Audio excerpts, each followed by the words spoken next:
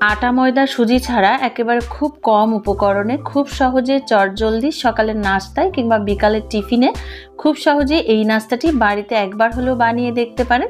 খেতে কিন্তু খুবই মজার হয়। মাত্র 2 থেকে 3টি উপকরণ দিয়ে খুব সহজেই এই নাস্তাটি বানানো যায় আর খেতে হয় অনেক বেশি মজার। নমস্কার, আমি জ্যোতি বিশ্বাস আবারও স্বাগত জানাচ্ছি আরও একটি নতুন রেসিপি দেখার জন্য। তো কথা না বাড়িয়ে চলুন রেসিপিটি শুরু করা যাক। নাস্তাটি বানানোর জন্য প্রথমে একটা বড় মিক্সিং বোলের মধ্যে নিয়ে নিচ্ছি 1 কাপ চালের গুঁড়ো। প্রথমেই বলেছি আটা ময়দা সুজি কোনোটাই ব্যবহার করব না, তো তার বিকল্প হিসেবে এখানে চালের গুঁড়ো ব্যবহার করছি। দিয়ে দিচ্ছি লবণ স্বাদ মতো, আমি এখানে 1 চা চামচ লবণ দিয়ে দিয়েছি। আর দিয়ে দিচ্ছি একটা বড় সাইজের পেঁয়াজ কুচি। পেঁয়াজ কুচিগুলোকে মিহি করে কুচি করে নিয়েছি। দিয়ে দিচ্ছি স্বাদ মতো কাঁচা মরিচ কুচি, আর দিয়ে দিচ্ছি কিছুটা গাজর গ্রেট করে, এতে করে দেখতেও সুন্দর লাগবে আর খেতে অনেক বেশি ভালো হবে। চিকন গ্রেটারের সাহায্যে গ্রেট করে দিয়ে দিয়েছি। তারপর দিয়ে দিচ্ছি আধা কাপ পরিমাণ জল দিয়ে সমস্ত উপকরণগুলো খুব ভালো করে মিশিয়ে নিচ্ছি। তো এই পর্যায়ে ব্যাটারটা কিন্তু একদমই রেডি হয়নি। তো এই পর্যায়ে এর মধ্যে দিয়ে দিচ্ছি একটা ডিম।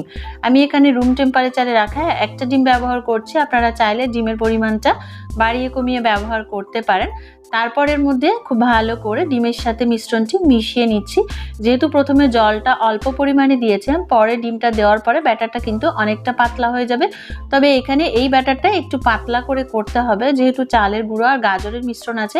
তারপর এখানে আমি দিয়ে দিচ্ছি 2 চামচ পরিমাণ লিকুইড দুধটা দিলে এই মিশ্রণটা কিন্তু অনেক বেশি সফট হবে। যেহেতু চালের গুঁড়ো একটু রুটি বানালে সেটা শক্ত হয়, তো দুধটা দেওয়ার ফলে এটা অনেকটা সফট হবে, খেতেও ভালো লাগবে। চাইলে পুরোটাও দুধ দিয়ে করতে পারেন। আর ব্যাটারের কনসিস্টেন্সি দেখে বুঝতেই পেরেছেন এটা কিন্তু একটা পাতলা ব্যাটার হয়েছে। এবার রুটিটা বানানোর জন্য চুলায় একটা তাওয়া বসিয়ে দিয়েছি। তার উপরে দিয়ে দিচ্ছি সামান্য একটু তেলটা ব্রাশ করে দিয়ে দিচ্ছি। এখানে খুব বেশি তেলের কোনো প্রয়োজন নেই, অল্প তেল ব্রাশ করে দিয়েই যে কোনো ননস্টিকের প্যানে অথবা কড়াইয়ে অথবা তাওয়ায় এই নাস্তাটি বানিয়ে নিতে পারবেন। তারপর 2 চামচ ব্যাটার দিয়ে চামচ দিয়ে ভালো করে এভাবে বিছিয়ে দিচ্ছি। সাইজটা আপনাদের পছন্দ অনুযায়ী ছোট বড় করতে পারেন। তারপর 1 মিনিট মতো মিডিয়াম ফ্লেমে রেখে ওপর থেকে কিছুটা ড্রাই হয়ে গেলে এটাকে উল্টে দিয়ে ভেজে নিতে হবে। আর উভয় পাশে উল্টে পাল্টে এভাবে ভেজে নিতে হবে। যেহেতু এটা চালের গুঁড়ো, এটা কিন্তু অনেকটা মুচমুচে হয় আর খেতেও অনেক বেশি ভালো লাগে। তারপর এখানে দুধ দেওয়া হয়েছে, কিছুটা সফটও আছে। তো এই পর্যায়ে উল্টে পাল্টে 2 থেকে 3 মিনিট সময় নিয়ে ভেজে এটাকে তুলে নিতে হবে। আর দেখে বুঝতেই পারছেন যে রুটিটা কিন্তু একদম রেডি হয়ে গেছে। আমি একটা প্লেটে নিয়ে নিচ্ছি। আমি এখানে স্বাদ অনুযায়ী শুধুমাত্র গাজর কুচি ব্যবহার করেছি। আপনারা চাইলে আলু, বাঁধাকপি, ফুলকপি পছন্দ মতো যে কোনো সবজি এখানে অ্যাড করতে পারেন। একই রকমভাবে আরও একটা রুটি আমি ভেজে নিচ্ছি। কিছুটা তেল ব্রাশ করে দিয়ে তারপর ব্যাটার দিয়ে ভালো করে বিছিয়ে ওপরের অংশটা ড্রাই হয়ে আসলে উল্টে দিয়ে উভয় পাশে উল্টে পাল্টে ভেজে তুলে নিতে হবে।